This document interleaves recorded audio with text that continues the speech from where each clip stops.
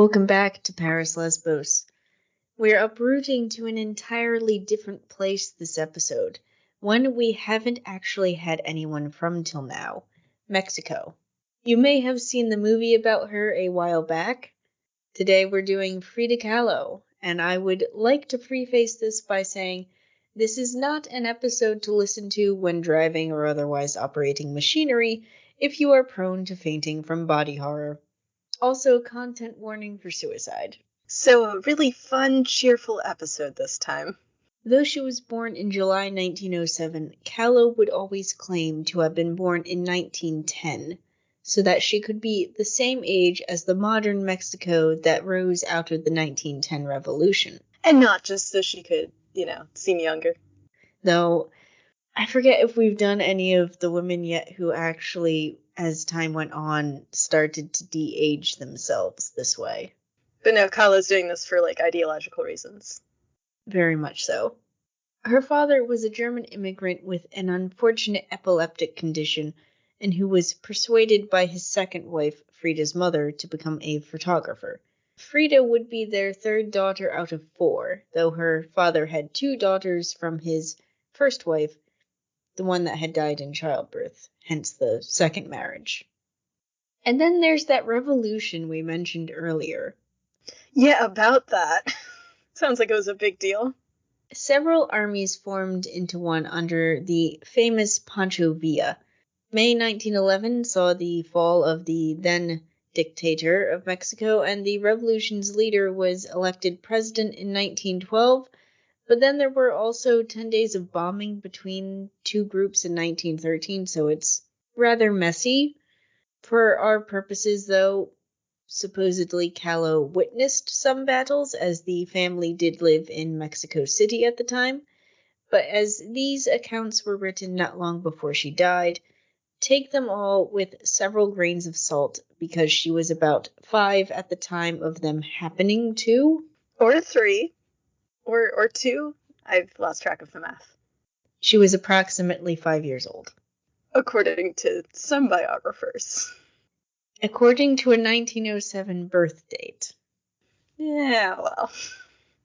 Either way, later on she would write about those 10 days and how she could remember bullets zipping by and seeing a wounded rebel running in the street. I rather doubt her parents let her out of the central part of the house or basement if they had one during that, so who knows how accurate such stories are. I'm sure they're accurate to how she was feeling at the time. I would, regardless of whether you're, in the house or not, I'd be very scared. I imagine so, but Kahlo would later come to view the revolution positively. Her parents, on the other hand, did not. Her father had had commissions from the Mexican government that went poof into nothing overnight. They were now in poverty with no prospects.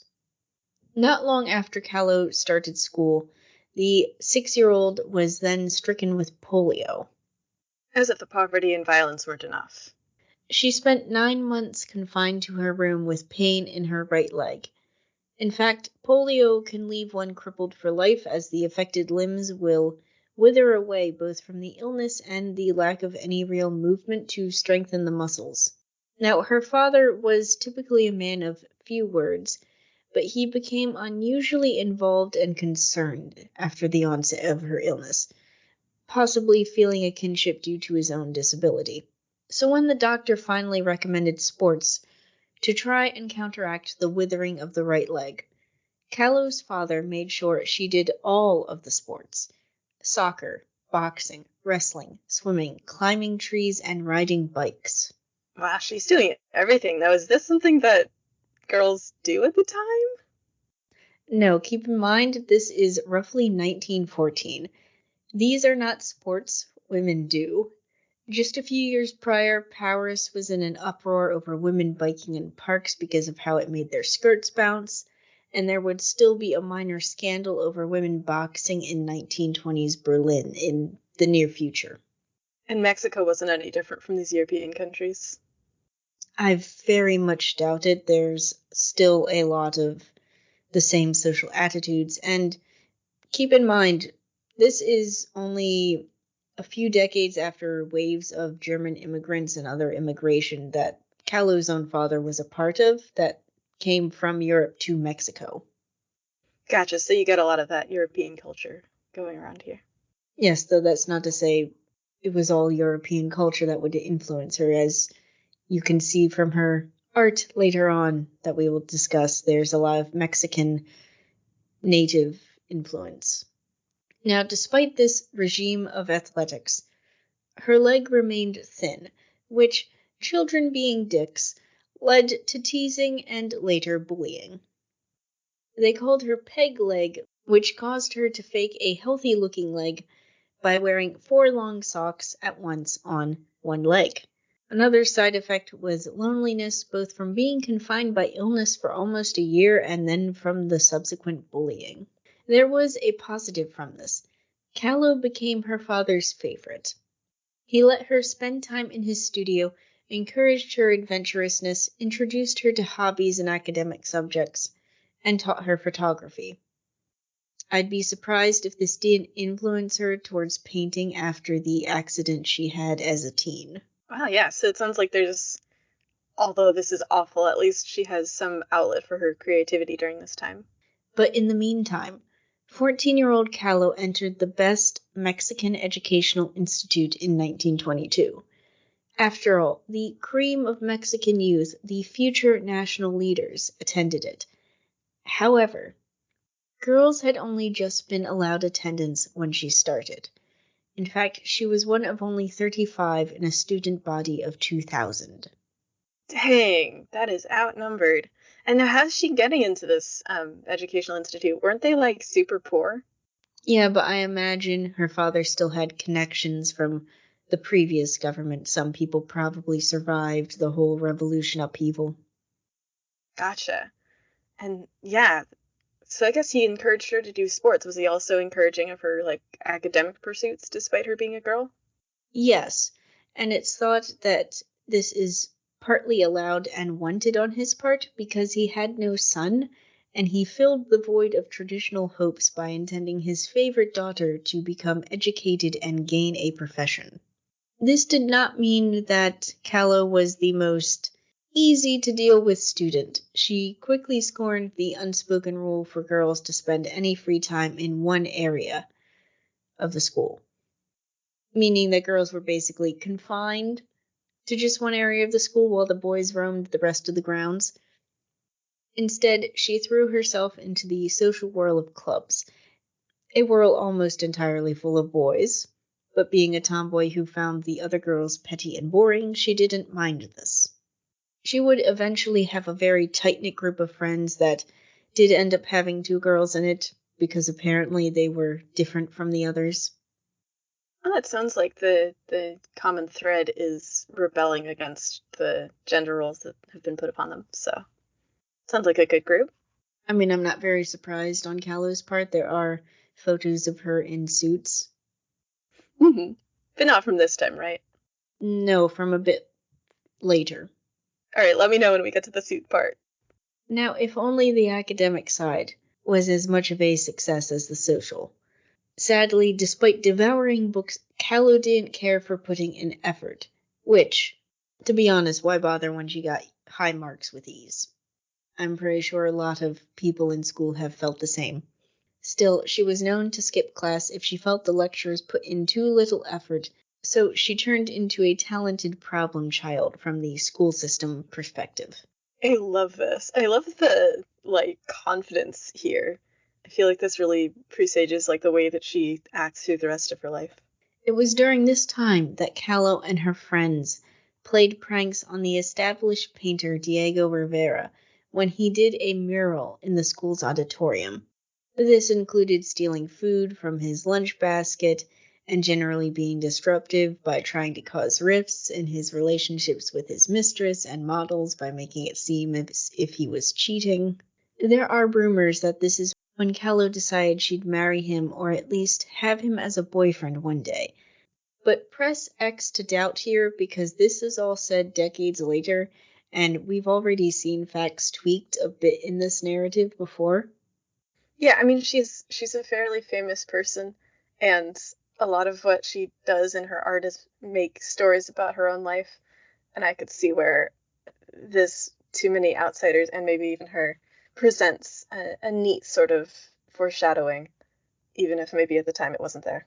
In the meantime, she already had a boyfriend about 3 years older than her and who was also a student at the school. It was this boyfriend who was with Kahlo during the horrifying bus and trolley accident in 1925, when she was only 18.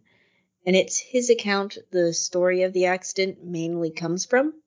Suffice it to say that a trolley slammed into the bus they were riding on, an accident that was common at the time as buses were new and everyone drove as if they were invincible. The impact ripped Kahlo's clothes off, and someone's bag of gold dust had gone flying up into the air, so the stuff coated her, but the real problem was the metal rod that her boyfriend then pulled out of her body as the ambulance arrived. Oh yeah, ouch! In fact, the account goes on to state that her scream was so loud it drowned out the ambulance siren. From there, she was rushed to the Red Cross hospital, where it turned out her spine was broken in 3 parts, 2 ribs were broken, her collarbone was broken, her right leg, the one withered from polio, had 11 fractures, her right foot was dislocated, her left shoulder broken, her pelvis broken, and herself torn from abdomen to vagina. Now take a moment to think of something else if you also have an overactive imagination and are prone to fainting like I am. You took a moment? Good. So anyway, she would joke later that that is how she lost her virginity. Oof. I mean, what is there to say? This is just the most awful thing. Like, ouch! There's no words for that. It was a miracle Kahlo lived, let alone later regained the ability to walk. Now her boyfriend was also injured, but he could at least recover at home. She would be stuck in the hospital for a month, where at night she wondered if she had in fact died and this was just a strange sort of limbo she was stuck in. Yeah, I mean, I would too. That sounds just horrific. Sadly, the relationship did not survive the distance brought by the time needed for recovery from the accident, as Kahlo now was only confined to her house rather than the hospital after that stay. While her recovery seemed remarkable, there would be relapses, including 3 months later when she was back in Mexico City. And if you are familiar with the movie on her life, these relapses weren't really shown.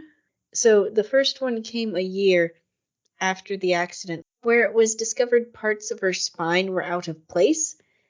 The treatment for it was immobilizing her in plaster.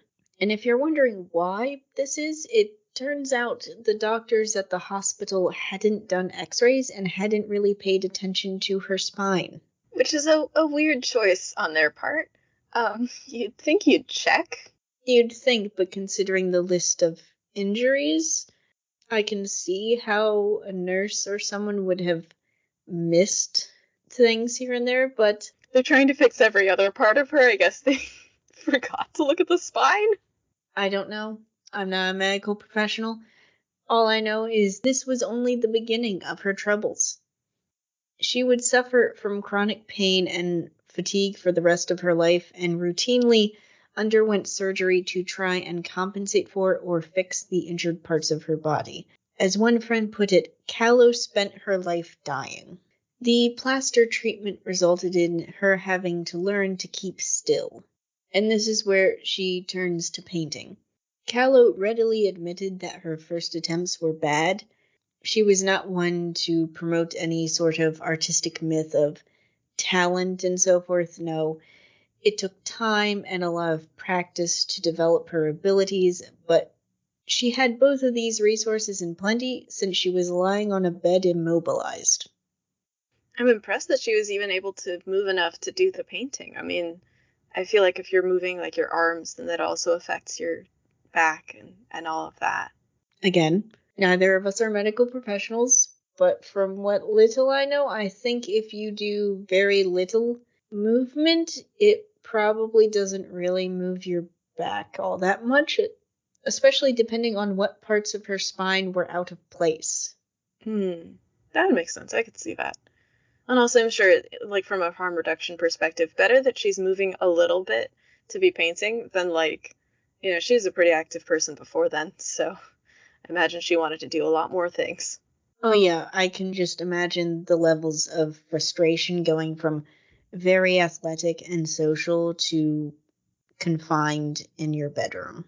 And it's during this time, partially because she is confined to her bedroom, she only really paints both herself and her friends, and it's thought that painting then becomes a means of control. Her body was no longer capable of certain things, and she had lost quite a lot of control over her life because of the accident and all of the injuries that she would have to deal with after this. But through her art, she could project a version of herself that was in her mind. She could put that self onto the canvas, and it was a version that was still very much in control. Also, and I feel like this is always stated with any art or creation, but it is quite true.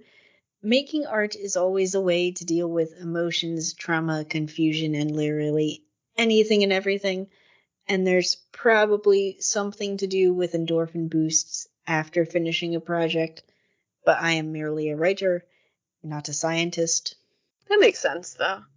I mean, you have that double thing of being able to control some aspect of your life and actually being able to accomplish something despite this, like, horrific event that just happened. But moving on. By 1927, Kahlo had recovered enough to lead an almost normal, active life. This did not mean she returned to school. Turns out she was dealing with way too much pain in order to actually go back to school. Instead, she focused on her painting. But this did not mean she became a recluse. If she had, she'd have never gone to a party and met the painter Diego Rivera. For the second time.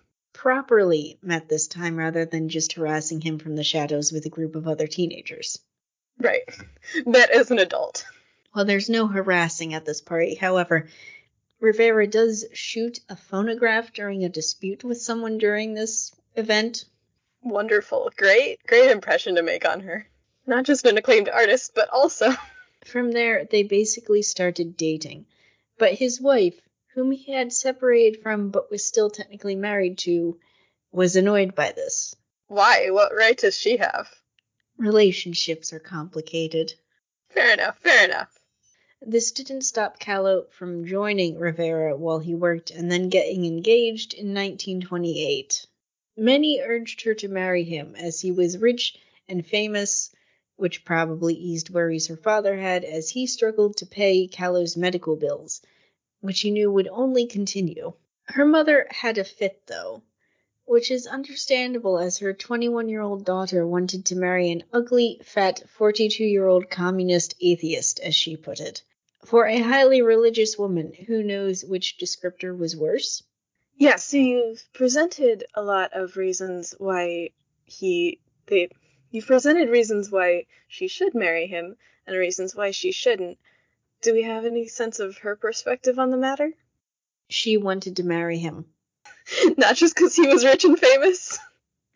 Not just because he was rich and famous. They got on rather well, though it is not the healthiest of relationships, as we will see. It's rather complicated, but for instance, later on there would be a story someone told when they were out with the two of them and got separated in this crowded bar or something. And everyone else is starting to worry and even panic a bit because they can't find Frida. And Rivera just starts whistling, and through the crowd you can hear an answering whistle, and the two just walk through this crowd whistling to find each other. Oh my goodness. Okay. Thank you. That gives me the context I needed.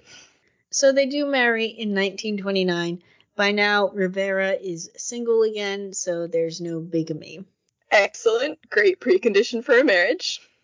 The marriage does limit Kahlo's painting for a time, as she is now playing the role of a wife of a supposed genius who couldn't take care of himself when sick, fell asleep while working, and then fell off the scaffold where he was working as a result of falling asleep. Interesting. How is this working for her? I mean, isn't she still, like, somewhat disabled, or... She is, but the thing is, she never lets it stop her, and she's still young enough that there's not a lot of complications completely crippling her. It's also not like she's running all over the place. It's more of a walking pace and constantly being in pain. Gotcha, so, like, completely chill. On the outside, yes. Now, as to playing the role of wife, she actually enjoyed fussing over him at times. She also tended to join him when he was painting murals, which is probably good education to watch someone else in your medium while they work. However, not all was well. When she became pregnant in 1930, she had an abortion because the baby was in the wrong position, which wasn't viable for survival of the kid, Kahlo, or both of them. It's a bit unclear. This cycle of having abortions or miscarriages would actually become a recurring theme of her life, unfortunately. Due to the trolley accident, she couldn't have a biological child, though a doctor in 1932 suggested she might be able to have one via C-section despite a broken pelvis and spine. That seems a bit optimistic. It was, but it was an optimism she seized upon, as we will see. At the time, though, in 1930, her mood is not helped by Rivera having an affair with his assistant. It was perhaps at this time that she said, "I suffered 2 great accidents in my life, one in which a streetcar knocked me down. The other accident is Diego." So there's a love-hate relationship there. Yeah, I mean, on the one hand, when she met him all those many years ago, he was, had mistresses and whatever, so I don't know that this is too much of a shock, but still, come on, Diego. It is also in 1930 that Kahlo and her husband traveled to California as he got work in the U.S. During this time, she fully returned to painting portraits, especially when she was physically limited by a flare-up of foot trouble caused by that trolley accident.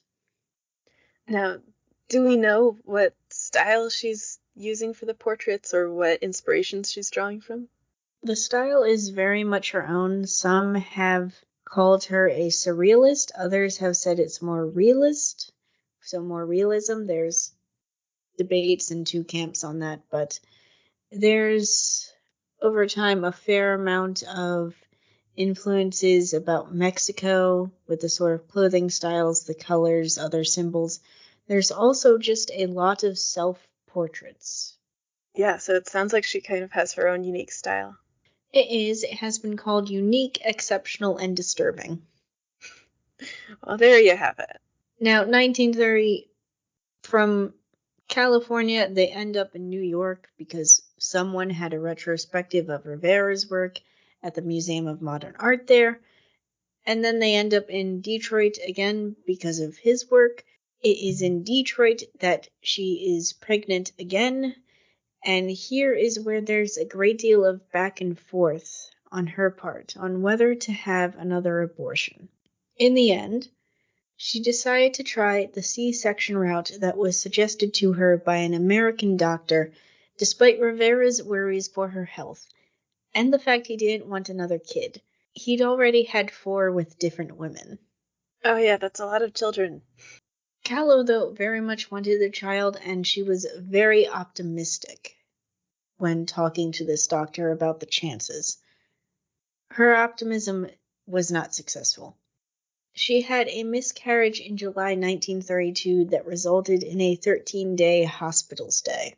Oof, that sounds rough. I think it's fine if she doesn't have a kid, because that sounds like it is doing too much to her body. Yeah, but there's a lot of grief here, so This time she would cope by painting what the fetus would have looked like right before the miscarriage, but Kahlo very much wanted to have a child, specifically Rivera's child.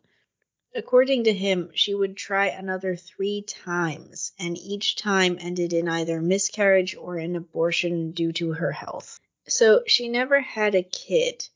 And while she did end up being an aunt who naturally doted on her nieces and nephews as a form of compensation for not having a kid, she would also end up having a large doll collection, and then a doctor in 1941 would gift her a fetus in a jar of formaldehyde. So there's a lot of weird macabreness going on there as well.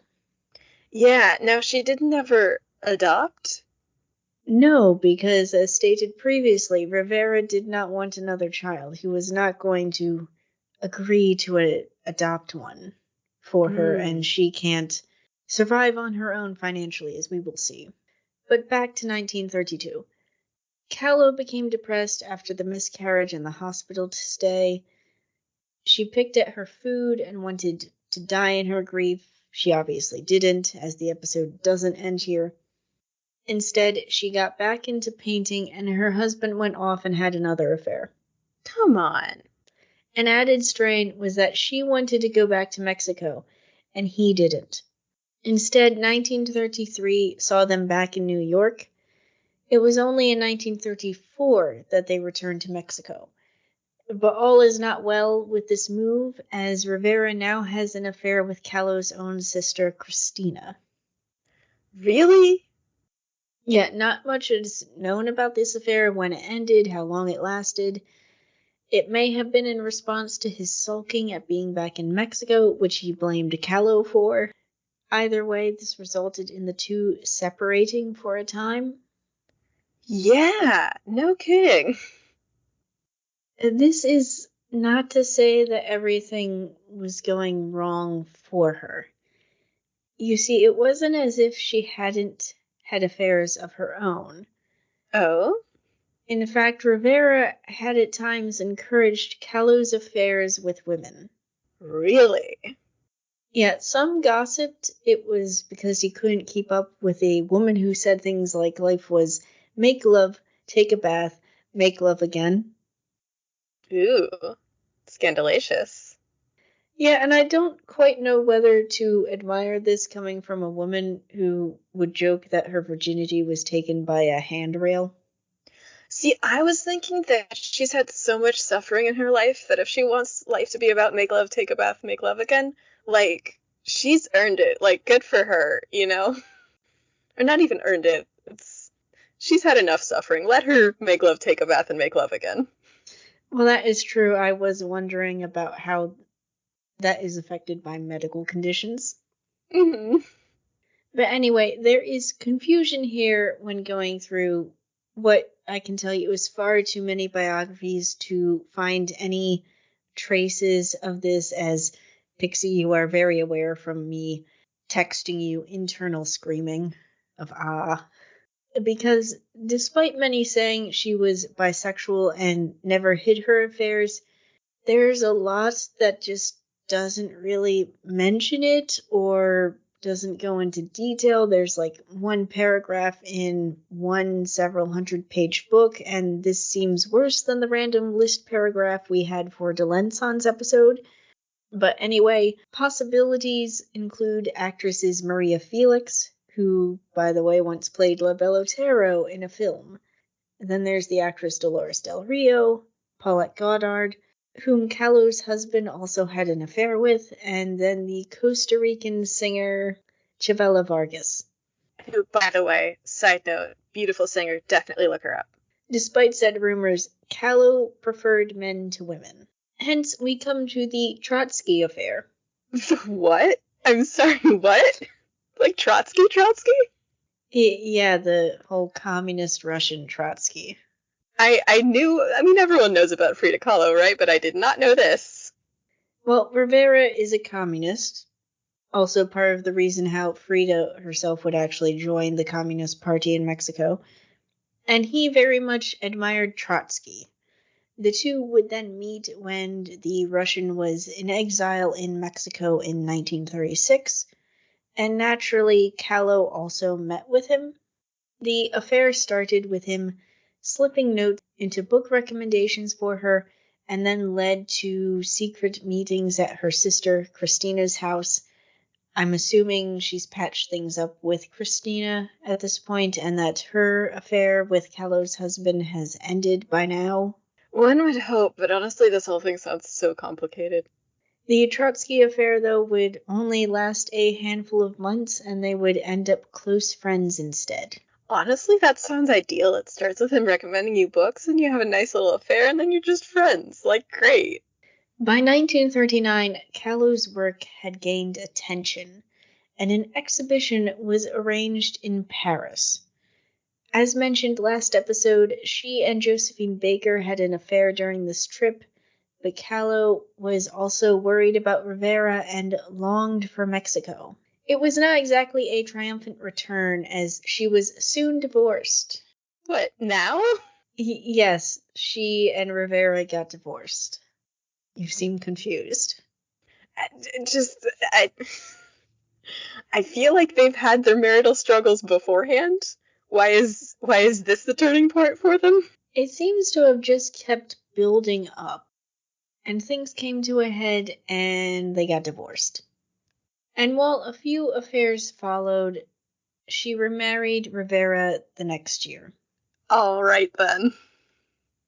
This was not without drama, as this was pretty much right after she was under suspicion for the assassination of Trotsky, as she had met the assassin in Paris and he had befriended Kahlo after several months of trying.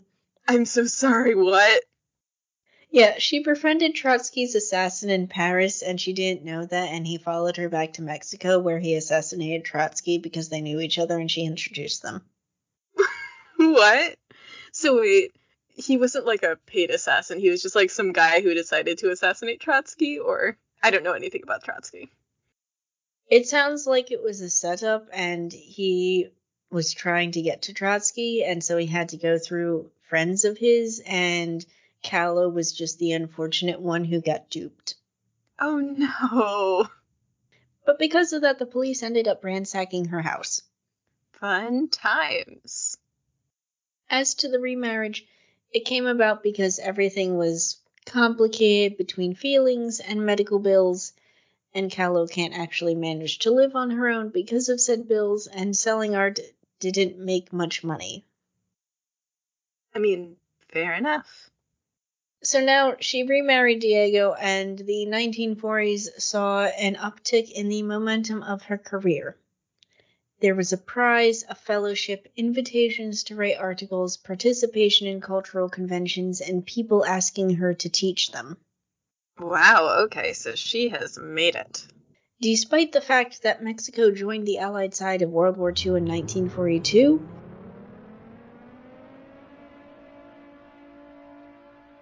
the war didn't have much of an effect on her life. After all, Mexico didn't so much fight as it provided raw materials to the U.S. war effort. So we're not going to have the, big World War II sound effect here. We're just going to be whatever. It was happening in the background. I don't know if I should have a sound effect for this or even a sound effect for the Mexican Revolution. Well, maybe have a sound effect for the Mexican Revolution. You're having me come up with so many sound effects. I'm so sorry. You started it, though. We constantly were talking about World War I. It was every single episode. Fair enough. However, by 1945, Kahlo's health had worsened more than usual. There were a few points where she struggled to breathe because the corset made to help her injured spine would harden and start to crush her lungs. Oh, that's a fun problem to have. And there were also more surgeries and more pain, and it was about this time that her body was becoming too frail for at least penetrative sex, so there went men for her. Wow, that's rough. So on top of everything else, she can't have, one of the nice things that she had had. No, she has to go from one flavor to another. 1950 proved even worse.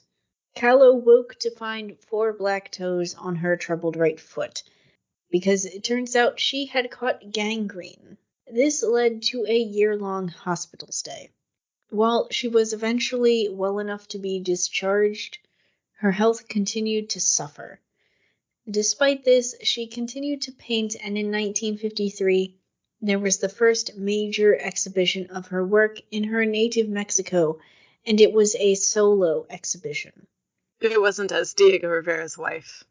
It was not. It was very much as Frida Kahlo. Kahlo herself was not expected to attend, as many believed her close to death, but she actually had people carry her bed to the exhibition in order to be present at it. Beautiful. To her, it was a triumph.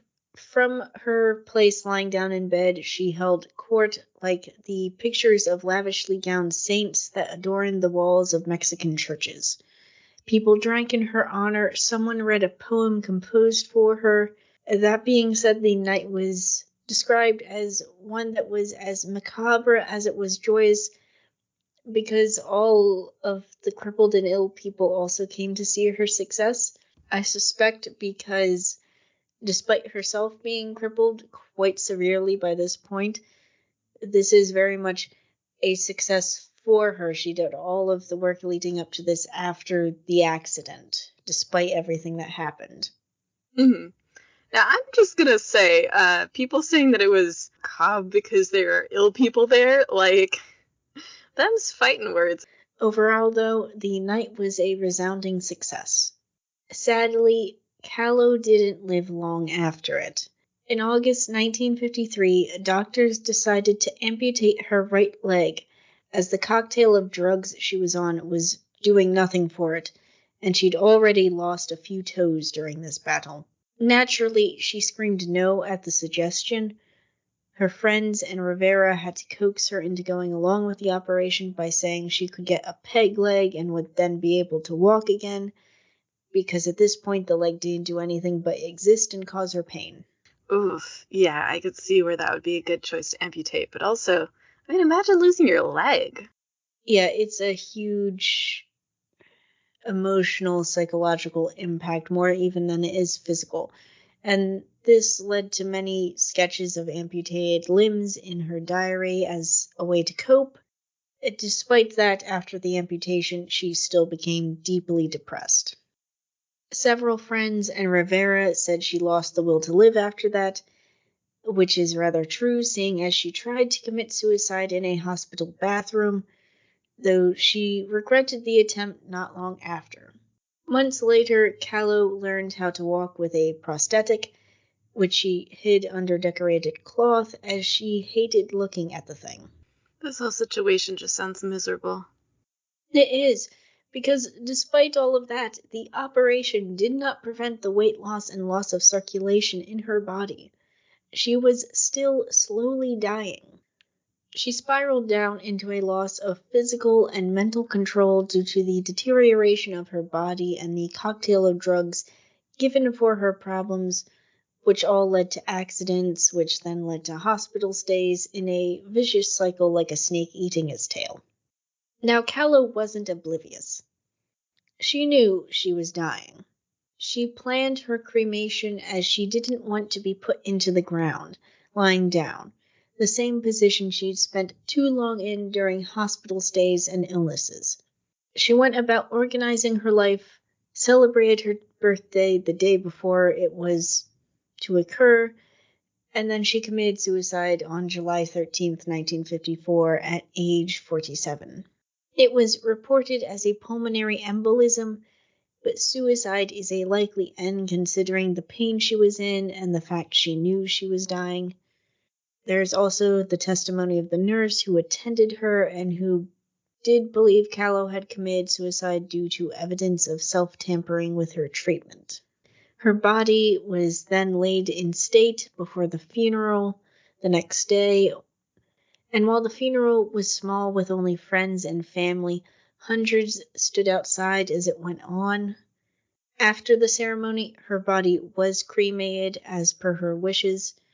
Her ashes were then put in a cedar box, and Rivera asked that when he died, his ashes be mixed with hers. That never happened, as people thought he should be buried amongst other famous artists. Excuse me? Excuse me? A, she's a famous artist. He should be buried with her. B, they were married. Like, for all the tumultuous stuff going on in their relationship. Like, what? Also, his dying wishes? Like, I think you'd want to respect that, maybe? Just because you said something when you were dying doesn't mean people will do it when you're dead.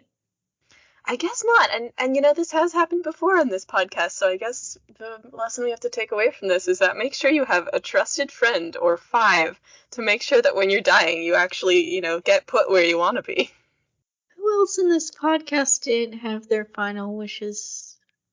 Man, I don't remember at this point, but there's definitely been, like, a woman who was like, yeah, I want to be buried next to my one true love who's also a woman. And they were like, nah, you're going in the family plot, you know? Right, wasn't there one who wanted to be buried somewhere else, but they still put her next to her husband? Ooh, no, it's trivia competition for the listeners. This body was buried in the wrong place. Love how multiple historical women's bodily autonomy gets ignored after their death.